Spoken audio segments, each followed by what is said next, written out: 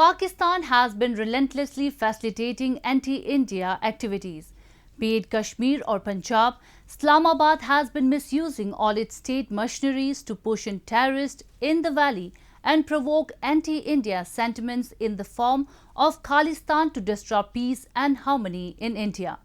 Reiterating this fact, a Canadian think tank has asserted that Pakistan still provides shelter and training to Khalistani militants and is indulged in relentless propaganda on the issue.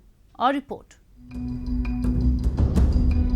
In the early 1980s and 1990s, India's Punjab state was a hotspot of Pakistan-sponsored terrorism.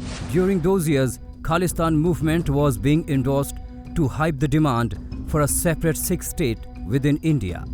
Moreover, Sikh youths were being provided with arms and ammunition to carry out the illegitimate separatist activities. The Khalistan movement eventually faded away by the mid-1990s, but Pakistan since then has been providing shelter to Sikh separatists. It is using propaganda machineries to mislead the Sikhs all over the world for its anti-India campaigns. A report published by a leading Canadian think tank has also reiterated this fact and said that Pakistan continues to provide training to Khalistani militants and indulges in relentless propaganda on the issue. According to the publication titled Khalistan, a project of Pakistan by the MacDonald-Laurier Institute, a national public policy think tank based in Ottawa, Khalistan movement is a geopolitical project nurtured by Pakistan, threatening the national security of Canadians and Indians. The entire world knows that the Pakistani deep state continues to harbor ill will and hatred for India. They would like to go all out to somehow or the other break up India and create chaos and mayhem. It clearly indicates a shift in the thinking of Canadians. Up to a point, the Canadian government was ambivalent on this. Even now, to some extent, the Canadians haven't condemned this movement to the extent that it ought to be condemned.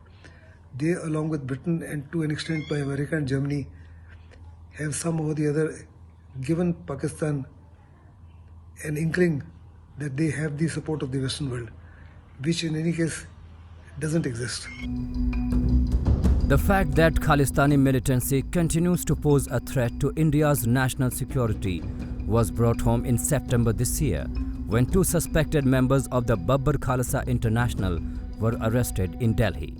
According to the media reports, the duo was plotting to commit targeted killings on directions of their Khalistani bosses who are handled by Pakistan's ISI.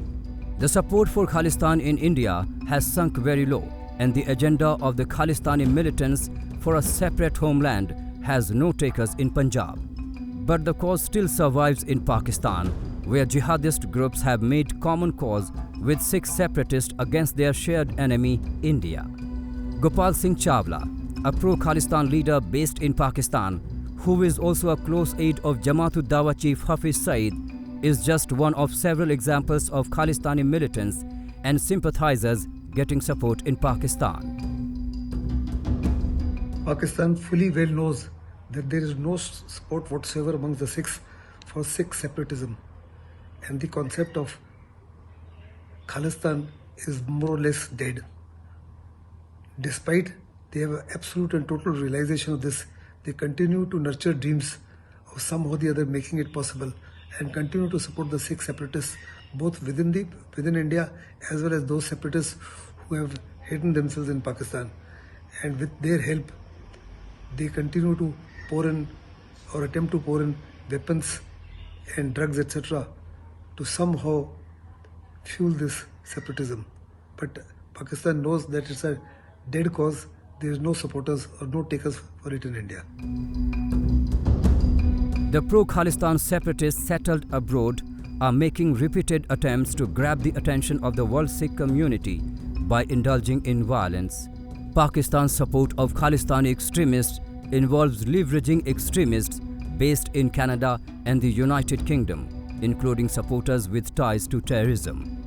From launching Referendum 2020, a secessionist campaign in Canada and London, to indoctrinating gullible youths from Punjab, ISI has taken all desperate measures to hamper peace in India.